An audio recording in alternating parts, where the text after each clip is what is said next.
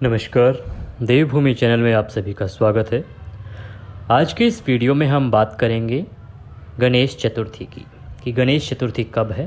भाद्रपद मास की गणेश चतुर्थी को गणपति की स्थापना की जाती है, 10 दिन तक उनकी पूजा होती है। ये हमारे हिंदुस्तान का एक बहुत बड़ा त्यौहार है और ख़ास तौर से महाराष्ट्र में इसे बड़े धूमधाम से मनाया जाता है।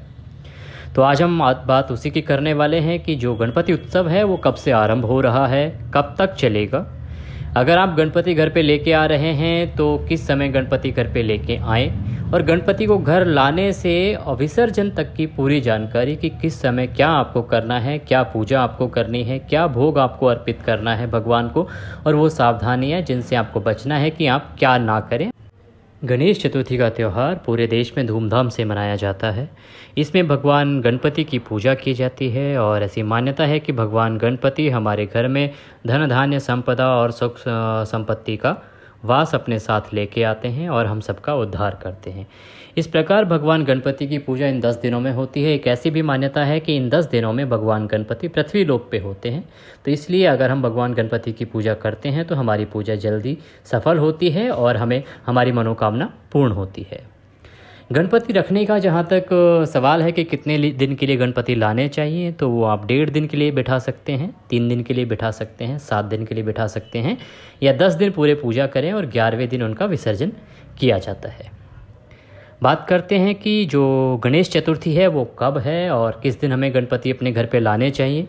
तो गणेश चतुर्थी जो है वो 18 तारीख को दोपहर को आरंभ हो जाएगी, लेकिन उदया तिथि के हिसाब से इसको 19 तारीख को माना गया है, क्योंकि कोई भी पूजा जो दिन में होती है उसके लिए देखा जाता है कि वह तिथि सूर्योदय के समय होनी चाहिए। और 18 तारीख को क्योंकि चतुर्थी लेट आ रही है, इसलिए 18 तारीख को नहीं मान के उसको 19 तारीख को माना जाएगा। और 19 तारीख को गणेश चतुर्थी का जो पूजन है वो होगा। गणेश चतुर्थी के दिन ही हम गणपति की स्थापना करते हैं, वो होगी। और अगर हम बात करें कि गणेश जी को घर में लाने का और उनका स्थापना करने का सबसे उत्तम मुहूर्त क्या है, तो वो है सुबह 11:07 से 1:34 तक। जी, सुबह 11:07 से 1:34 तक का जो समय है ये सबसे उत्तम समय है। इस समय आप गणपति जी को अपने घर में लाइए और उनको स्थापित कीजिए, उनकी पूजा अर्चना आरंभ कीजिए।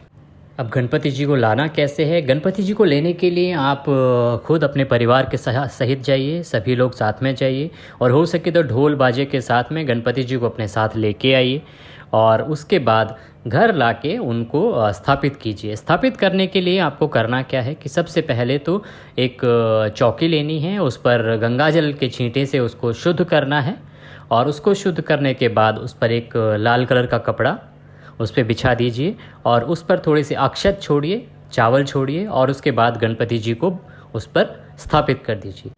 अब गणेश जी को स्थापित करने के बाद रिद्धि सिद्धि जो उनकी 2 धर्मपत्नियां हैं उनको स्थापित करना है, क्योंकि इनके स्थापित होने के साथ ही हमारे घर में रिद्धि सिद्धि का वास होगा। और क्योंकि हम प्रतिमा तो उनकी लाते नहीं हैं साथ में, तो इसके लिए 2 सुपारी लीजिए, एक गणेश जी के बाईं तरफ, एक सुपारी गणेश जी के दाएं तरफ रखिए।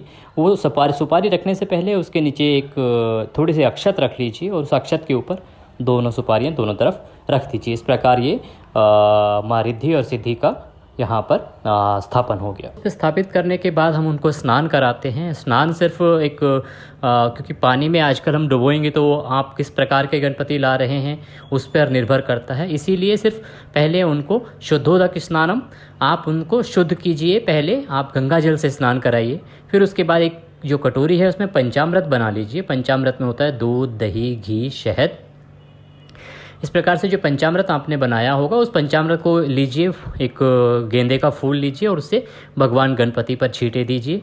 ये आपका हो गया पंचामृत स्नान। फिर दोबारा से आप गंगा जल से उनको स्नान कराएंगे, मतलब दूसरे एक गेंदे के फूल से भगवान गणपति की प्रतिमा पर गंगा जल छिड़केंगे और उसके बाद एक साफ़ कपड़े से उनकी प्रतिमा को साफ़ कर देंगे। फिर उनको तिलक लगाइए। तिलक लगाने के बाद उनको हार पहनाइए, उनको पुष्प अर्पित कीजिए, दिया जलाइए और धूप दीप जला के रखिए वहाँ पे, और भगवान गणपति को मोदक का भोग लगाइए। और उसी समय आप संकल्प करेंगे कि आप जो गणपति अपने घर पे लेके आए हैं उनको कितने दिन के लेके आए हैं, उतने दिन तक आप पूरे नियम के साथ भगवान गणपति की पूजा करेंगे और भगवान गणपति इसको स्वीकार करें। इस प्रकार संकल्प करने के बाद आप भगवान गणपति को भोग लगाएंगे और भोग लगाने के बाद आरती करेंगे सब मिलके। और आरती करने के बाद आप वो प्रसाद अपने जितने भी लोग आपने जो बाहर से बुलाए हैं तो उनको बांट दीजिए, वरना परिवार में सभी को मिठाई खिलाइए। और आपके जो नए सदस्य परिवार में जो आए हैं गणपति जी, उनका ख्याल रखिए जितने भी दिन के लिए आप लेके आए हैं। एक बात का ध्यान रखें कि जो गणपति आपके घर पे रखे गए हैं तो उनको अकेला ना छोड़ें। कभी ऐसा ना हो कि सारे के सारे घर वाले घर से बाहर चले जाएं और घर पे गणपति अकेले हों। जितने दिन तक गणपति जी आपके घर में स्थापित कर रखे हैं, आप उतने दिन तक कोई ना कोई घर पे उनकी सेवा में ज़रूर रहें। रोज़ उनकी पूजा करनी है, रोज़ उनकी आरती करनी है। और एक चीज़ का जो ध्यान रखना है कि आप जब गणपति को भोग लगाएंगे, आप सभी जानते हैं गणपति को मोदक पसंद है, आप सभी जानते हैं कि वो उनको लड्डू कितने पसंद हैं। लेकिन भोग में अक्सर हमने देखा है कि तुलसी का इस्तेमाल करते हैं, लेकिन जो गणपति जी की पूजा होती है उसमें बहुत सारे लोग आप में से जानते भी होंगे कि गणेश जी को तुलसी नहीं चढ़ाई जाती है। इसीलिए कभी भी गणपति को भोग लगाते समय उसमें तुलसी ना डालें, उससे बचें, ये अशुभ माना जाता है। और एक चीज़ का ध्यान और रखना है कि जो गणेश चतुर्थी वाला दिन है, उस दिन रात्रि को जब चांद निकले तो आप उसको चांद को ना देखें, या ये भी एक श्राप है। तो इस दिन गणेश चतुर्थी को कभी भी रात्रि को चांद नहीं देखना चाहिए, वो एक अशुभ होता है। इस प्रकार से आप धूमधाम से गणपति उत्सव मनाइए, गणेश जी की रोज़ पूजा कीजिए। अब बात आती है विसर्जन की, कि विसर्जन कब करें, कैसे करें। तो विसर्जन के लिए क्या होगा कि आप जितने 1.5 दिन के लिए लाए हैं तो 1.5 दिन के हिसाब से उसका विसर्जन करेंगे। 3 दिन के लिए लाए हैं तो 3 दिन बाद होंगे। और अगर आप 7 दिन के लाए हैं तो वैसे, और अगर 10 दिन के लिए आपने पूरे गणपति बिठाए हैं तो 11वें दिन अर्थात 29 तारीख को आप उनका विसर्जन करेंगे। और विसर्जन के लिए भी आप पूरे जितने भी लोग हैं आपके परिवार, हो सके तो परिवार के लोग तो जाएं। अगर और भी लोगों को आप बुला सकते हैं तो सब लोग इकट्ठे हों, ढोल बाजे के साथ गणपति जी को विसर्जित करके आएँ।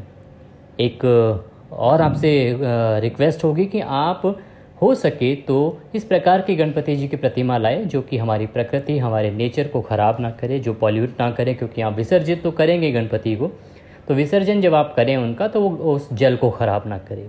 अगर आपके घर में घर के आसपास कोई तालाब नहीं है, नदी नहीं है, तो आप किसी गमले में गणपति जी का विसर्जन कर सकते हैं। और वो भी विसर्जन उसी प्रकार से मान्य है, क्योंकि बहुत सारी जगह हैं जहाँ पे कि तालाब, नदी, झरने नहीं हैं। तो आप अपने गमले में ही गणेश जी को बिठाएं, उन पे पानी डालते जाएं और वो प्रतिमा जो है वो उसमें मिल जाएगी। तो इस प्रकार से आप अपना गणपति उत्सव मनाएं, धूमधाम से मनाएं, गणेश जी की खूब पूजा करें और भगवान गणपति आपकी सभी मनोकामनाओं को पूरा करें, ऐसी मेरी प्रार्थना है। आप सभी अपना ख्याल रखें। नमस्कार।